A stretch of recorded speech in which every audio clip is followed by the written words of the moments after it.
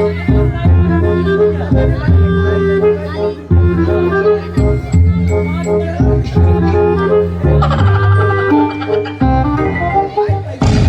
हो माई कहो दूधवा का भयल।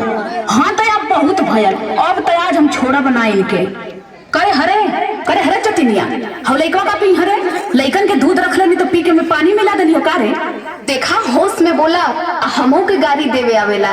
कुकुर बिलार दूध पी जिए तो नाम हमरे आई। अरे का बाल नहीं कोई जान रोट ने की चैन कइले हऊ कि चैन कइले ही हम एक महीना रह पहले हमार तो हिस्सा बाटा।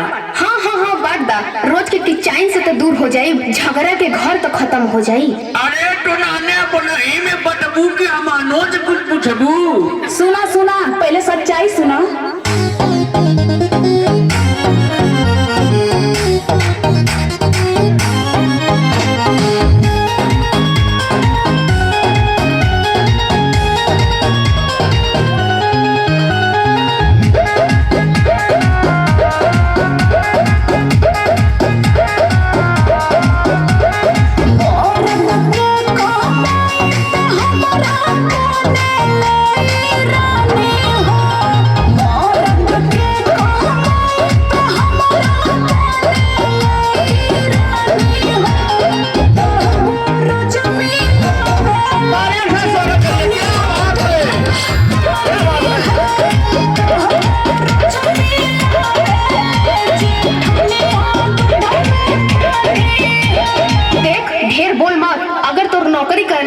खेती बाड़ी करेला। हाँ तो कुछ चाहेला तो काहे छुछुआली। हे भगवान हे बन शक्ति माई हे डीह बाबा तोहसे बस इतने दोहाई बा 7 घर दुश्मन रहे ओहू के ऐसन देवरानी मत दिहा। हाँ तो ऐसा जेठनियो मत दिहा लइकन के दूध अपनिया पी के मुसुक दिखाव।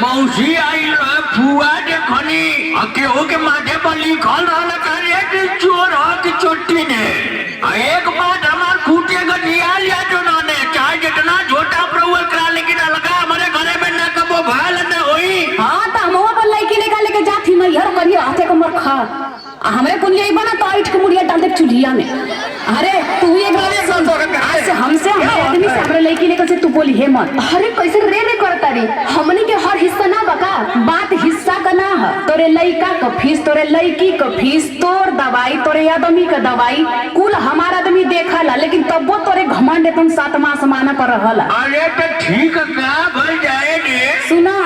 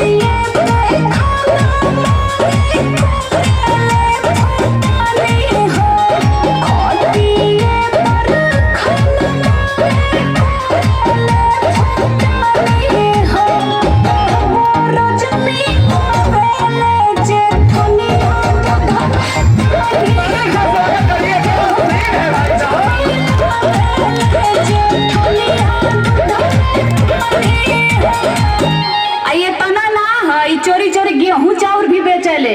हाँ तो तू बड़ी साव हई कुल तीसी तिलहन बोरा में भर के मैं घरे भेजवा देली आ तू बड़ा साव बनत ही। अरे ढेर बोलबी तू आओ और तुम झटवा उखाड़ के मारबा। हाँ आओ लड़ ले। अरे कनाने अपने में कट बटेबू का रे भैया मई के करावे कोई